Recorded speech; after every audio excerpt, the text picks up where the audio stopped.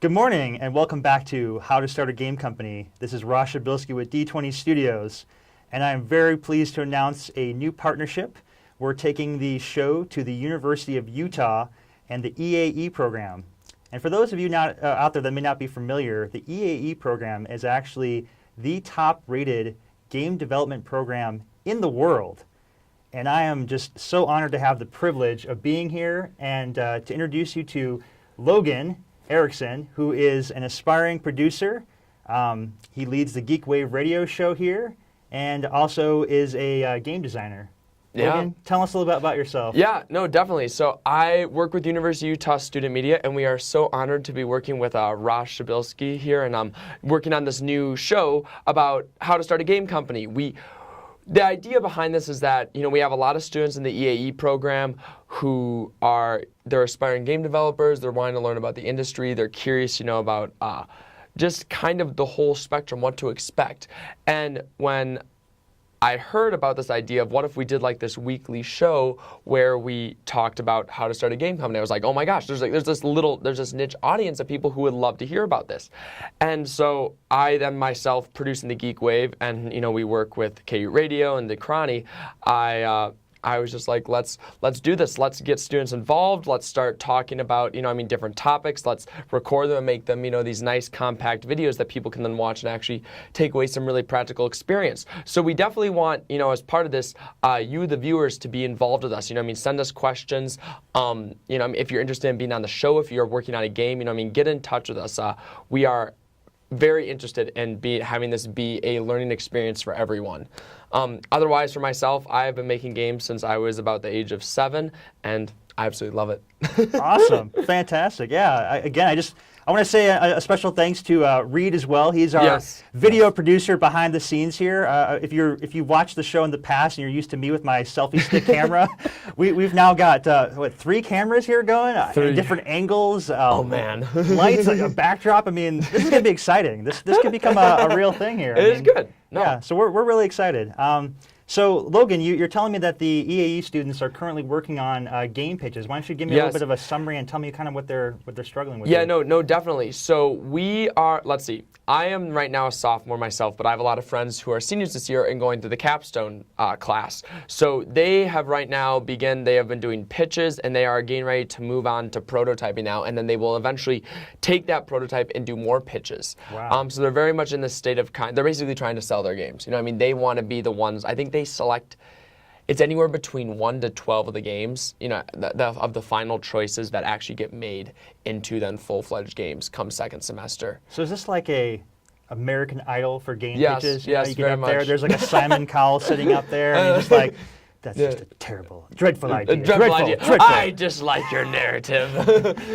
Dog, it's just not hitting it. No, I think it's very much along those lines. The stakes are high. They're excited. This is an opportunity for them really to make their impact on the kind of the industry before they get out there and they actually have to, are looking for jobs or going on to grad school.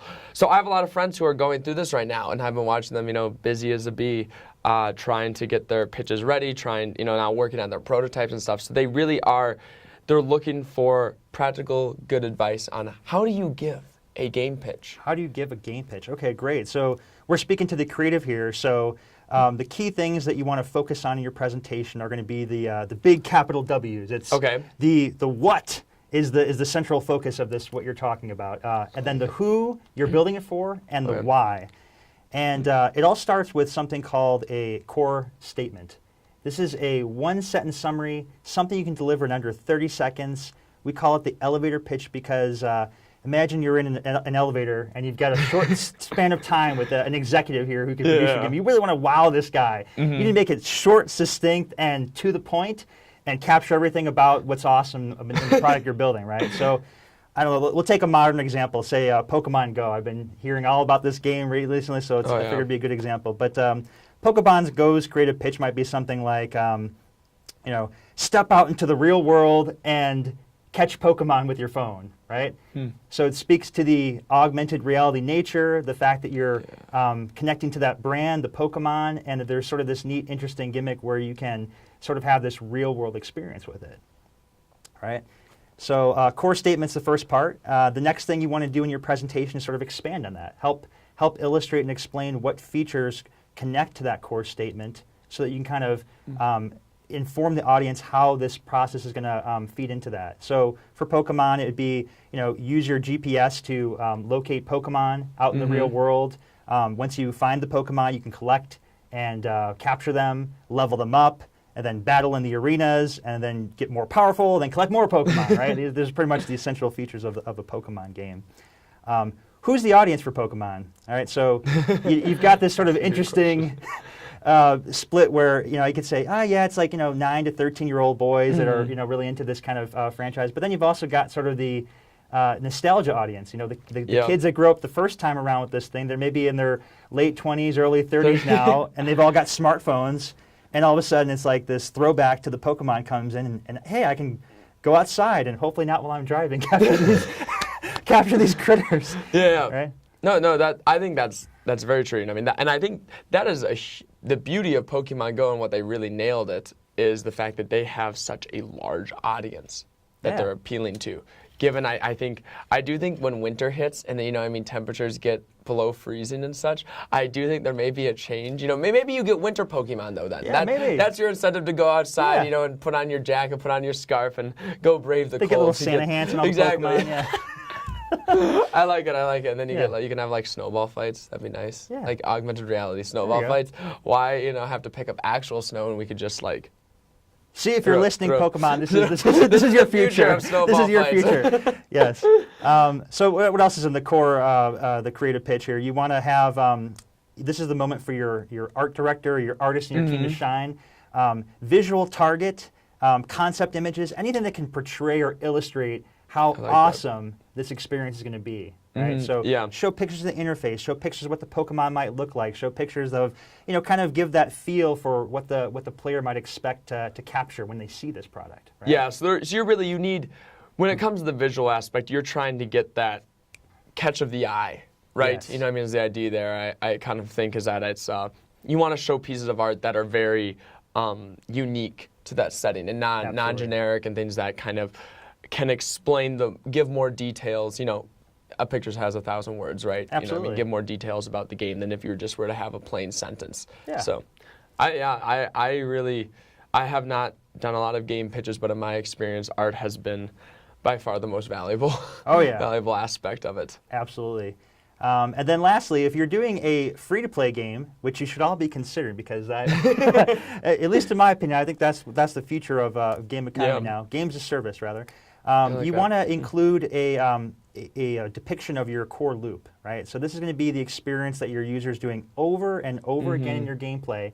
All of your features that are wrapped into the game should kind of all tie into it. So if we were to walk through Pokemon, the experience might be, go explore the world, encounter Pokemon, capture said Pokemon, and then you level up and train that Pokemon, battle with them, you get more powerful, and then this kind of repeats. Yeah. And throughout that process, you're using different resources. You're expending Pokeballs to capture them. You're using candy to feed them, to power them up. Yeah. And all these little pieces are sort of what ties into or should be tying into the business model of your game, so that your core loop is introducing something that is of value to the player, and that value is what drives the desire to continue that service and eventually become hopefully a paying long-term customer of that game. Yeah, so it's, you have like a limiting factor, something that's required to continue that loop. Similar, like in Clash Royale, how gold eventually kind of becomes that limiting factor where everybody needs. You have all these cards, but oh man, I can't level them up. I need to use gold, but I spent all my gold on trying to level up all the units. Exactly. I like that. That's good. Yeah. Very good. Otherwise, what would you say about a standpoint of like tips for when they're up there in the heat of battle, giving their pitch? What are some tips that you can give to students who are presenting? Because they do present in front of a panel of industry veterans. It's very intense. Yeah, so just general presentation tips, I would say make sure to look your audience in the eye, engage them. Look for little subtle cues in their expression, read that audience, and then really let your passion come through. This is something you're excited about, right? Be confident. Absolutely practice your presentation. Most pitches are time box. Are you guys using a clock, or is there a set time? I think there's a set time. It's like 5 to 10 minutes. 5 I to think 10 something minutes, like that. That's about the right time window. Yeah. Yeah. So make sure you practice.